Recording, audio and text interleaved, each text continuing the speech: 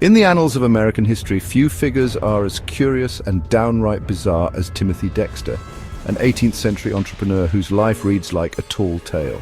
Born into modest circumstances, Dexter rose from obscurity to become a self-made lord of sorts, renowned for his eccentric business ventures, peculiar social antics, and an almost preternatural ability to succeed despite himself. This is the story of a man who, through a combination of sheer luck, audacity, and a healthy dose of delusion, managed to turn the absurd into an art form. Born in Malden, Massachusetts in 1747, Timothy Dexter's early life held little promise of the eccentricities that would later define him. The son of a leather dresser, Dexter received minimal formal education and instead learned the cobbler's trade. Yet young Timothy possessed an entrepreneurial spirit that yearned for more than mending shoes. At the age of 21, he married Elizabeth Frothingham, a widow of considerable means. This union provided Dexter with the financial security to pursue his own ambitions, however misguided they might be. Dexter's first foray into the world of commerce became the stuff of legend, and not in the way he had hoped. Dexter, always one to think outside the box, believed he had stumbled upon a brilliant idea that would make him a fortune. Investing in a shipment of warming pans, he decided to ship them to the West Indies, a region known for its year-round tropical heat. His logic was simple. If people in cold climates needed warming pans, surely there would be a market for them in the tropics as well. However, Dexter failed to consider one crucial detail: the West Indies' perpetual warmth. The islanders, accustomed to their balmy environment, had little use for devices designed to warm beds in the dead of winter. Unsurprisingly, the islanders were baffled by the strange metal objects. They examined the warming pans with curiosity, but quickly dismissed them as useless. Dexter's grand plans seemed destined for failure. However, fortune, it seemed, favored the foolish. Just when it appeared that Dexter's investment would go up in smoke, an unexpected twist of fate occurred. Dexter's warming pans found an unexpected market when a resourceful ship captain, seeing an opportunity, sold them to sugar plantations. The plantation workers discovered that the warming pans made excellent ladles for boiling syrup, a crucial part of their sugar production process. This stroke of luck, though entirely accidental, solidified Dexter's reputation as a shrewd businessman. He had managed to turn a potential disaster into a surprising success, all thanks to a bit of serendipity. At least in his own mind, Dexter now saw himself as a master of commerce, a man who could turn any situation to his advantage. His tropical misadventure had become a tale of unexpected triumph, a testament to the unpredictable nature of business. Undeterred by conventional wisdom, Dexter continued to engage in business ventures that could only be described as eccentric, if not downright ludicrous. His approach to business was anything but ordinary, often leaving his contemporaries scratching their heads in disbelief. Dexter's ventures were a curious mix of audacity and absurdity, a testament to his unyielding belief in his own instincts, no matter how bizarre they seemed to others. He once purchased a large quantity of stray cats and shipped them to the Caribbean, anticipating a demand for feline pest control. This move was met with widespread ridicule, as many couldn't fathom the logic behind it.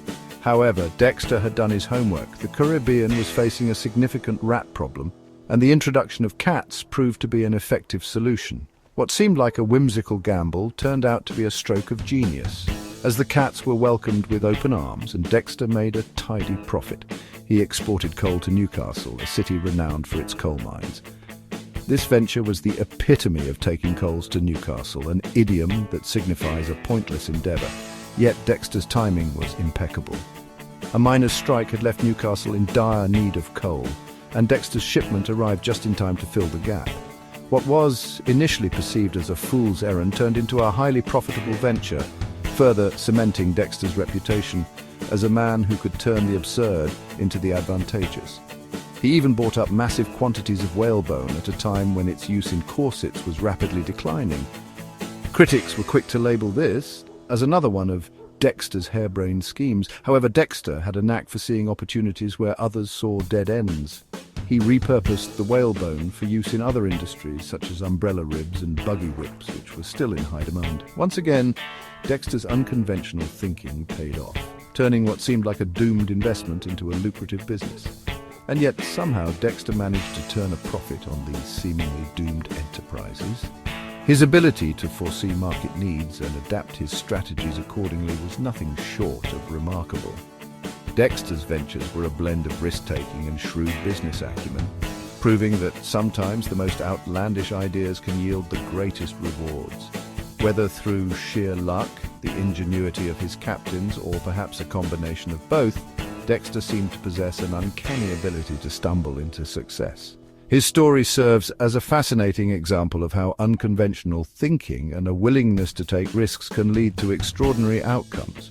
Dexter's ventures into the absurd were not just about making money, they were about challenging the status quo and redefining what was possible in the world of business.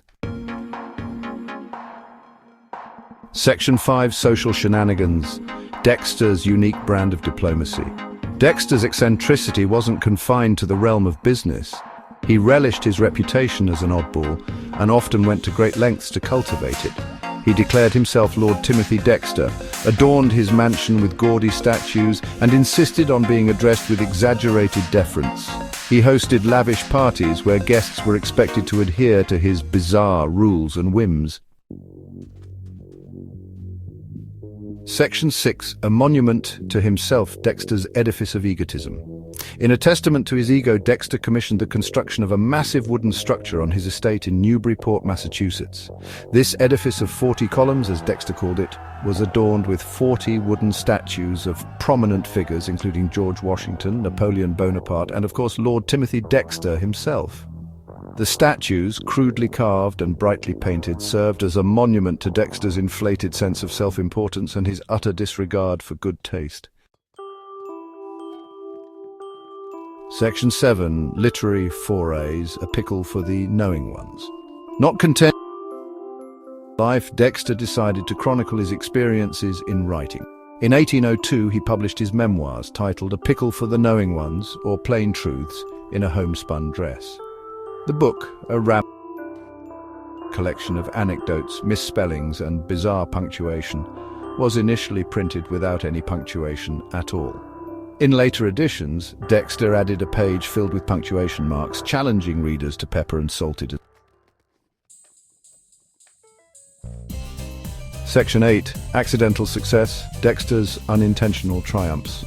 Despite his unorthodox methods, Timothy Dexter died a wealthy man in 1806. His success, it seemed, was a testament to the adage that fortune favors the bold, even if that boldness bordered on the delusional.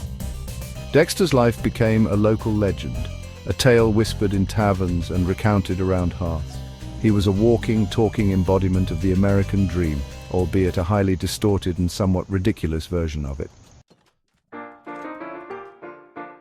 Section 9: Conclusion: The Legacy of an American Original. Timothy Dexter, the self-proclaimed Lord of Newburyport, remains an enduring enigma, a figure whose life story continues to captivate and baffle historians and enthusiasts alike. Born in 1747, Dexter's journey from a humble leather craftsman to a wealthy, albeit unconventional merchant is nothing short of extraordinary. His life is a testament to the boundless possibilities of human folly and the unpredictable nature of fate. Dexter's ventures, often deemed ludicrous by his contemporaries, somehow resulted in unexpected success. Whether it was shipping coal to Newcastle or sending warming pans to the tropics, his seemingly absurd decisions defied logic and yet remarkably paid off. He was a man who defied categorization, a walking contradiction who managed to achieve success by seemingly doing everything wrong. His eccentricities extended beyond his business ventures. Dexter famously staged his own mock funeral just to see how people would react. His mansion, adorned with wooden statues of great men, including himself, stood as a testament to his peculiar tastes and grandiose self-image. Dexter's story is not just one of bizarre business acumen, but also of a man who reveled in his own peculiarities. And while his legacy may be more a source of amusement than admiration, there's something undeniably endearing about this eccentric cobbler who, through sheer audacity and a healthy dose of self-delusion, managed to carve his own peculiar place in the annals of American history. Dexter's life serves as a reminder that success doesn't always follow conventional wisdom. His story encourages us to embrace our quirks and to take risks, no matter how outlandish they may seem. In a world that often values conformity, Dexter's legacy is a celebration of individuality and the unpredictable paths to success. Through sheer audacity and a healthy dose of self-delusion, Dexter's life story is a fascinating chapter in American history, one that continues to intrigue and entertain. His tale is a reminder that sometimes the most unconventional paths can lead to the most remarkable destinations. Timothy Dexter, in all his eccentric glory, remains a unique figure whose story is worth telling and retelling.